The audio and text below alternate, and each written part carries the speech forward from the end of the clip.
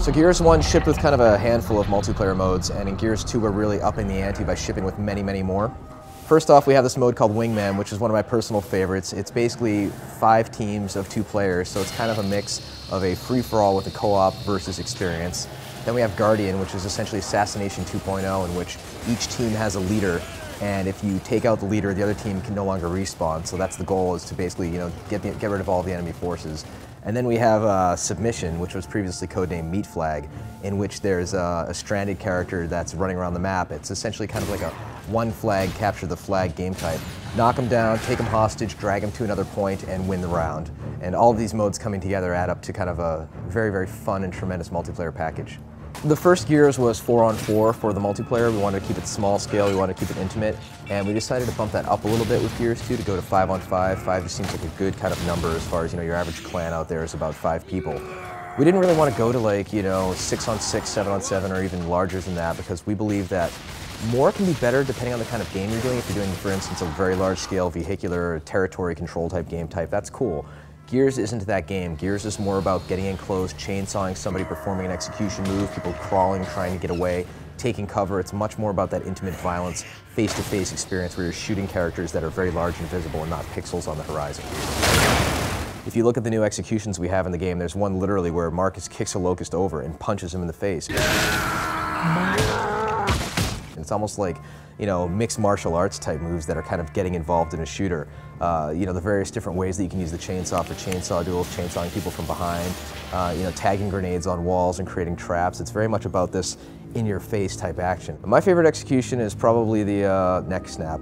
When you're carrying somebody as a hostage, you just go, pop goes the weasel.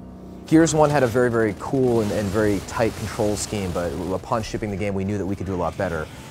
We have literally 400 plus different tweaks to the cover system, to the responsiveness of the game, the angle that the player's facing when he enters cover. We do a lot of code to figure out what the proper way is for him to face, how long it takes for him to pop up from cover, the preferred angle of blind fire, how you get into cover when you roadie run. We made it so the players don't accidentally slam into the wall like they did in Gears 1 when they roadie run. You can interrupt a SWAT turn. I mean, there's so many different tweaks that really add up to what I believe is the definitive cover-based shooter on the market.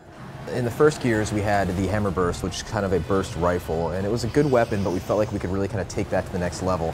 So we reduxed the design of the weapon to make it look a lot more like a traditional gun. We added a little bit of a scoping ability. We made the gun also fully automatic, but a slightly slower firing rate, and also added the ability for players to hit fire to fan the shots at the trade-off of having a far more significant kick. We also added in a burst pistol, which is a very heavy Locust pistol called the Gorgon. And this is incredibly useful if you take somebody as a Meat Flag hostage and you carry them around, and then you have this pistol and you can essentially take out enemies in 2 bursts while you have this defensive shield that will protect you for a while. We also have a metal shield that you can carry around, which you get off of a large boomer class. You can use that planted in the ground, and your enemies can actually kick it over as a defensive mechanism. We have a flamethrower, which is called the Scorcher. If you do a perfect active reload, the shot will actually go further and burn your enemies, and everybody's running around screaming, and it's very entertaining. Basically, the Locusts are back, and they have all sorts of interesting new ways to make life very difficult for the COG and the various gears. One of the cool new enemies is a Scorch Drone. And he's a Locust that has a new helmet and a flame backpack, and he wields the Scorcher. And when he starts coming at you, you can see him from basically a mile away. And if you can get a shot on him, you can essentially blow up his backpack. And 2 or 3 bullets, and flames will start shooting out of it, and eventually he will pop and take out any enemies that are adjacent to him, which is tremendously fun. So a lot of players playing Gears 1 had concern about host advantage, since Gears is a client-server architecture, not a peer-to-peer architecture. Our solution to this is optimize, optimize, optimize, and basically get players to the point where the host has very little advantage to none at all, so the players can't even tell who's the host when they're playing an online game.